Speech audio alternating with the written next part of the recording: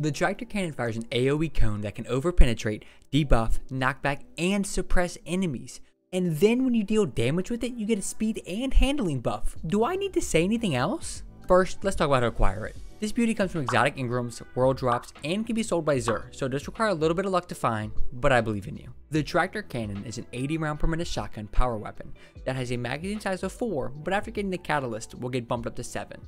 Curated rolls are going to be extended barrel, particle repeater, composite stock, and the scientific method, which applies a speed and handling buff to you just after damaging an enemy.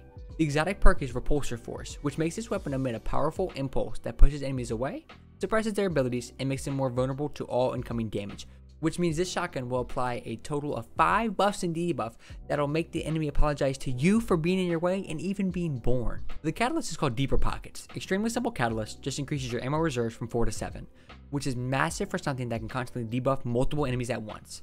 This is acquired as a random world drop once you have the weapon. Not for PvE. I mean, damn, this thing is so much fucking fun.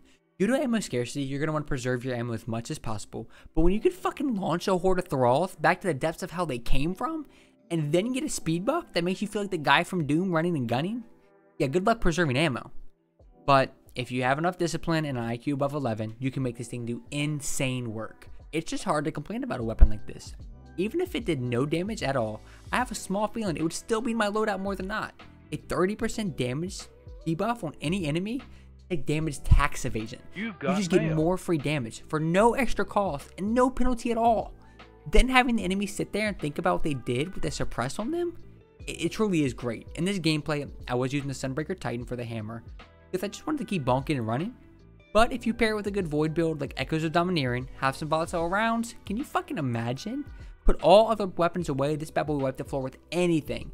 But having something that capitalizes off that 30% damage perk, which does last 10 seconds, makes it one of my top 10 and even possibly top 5 weapons to use.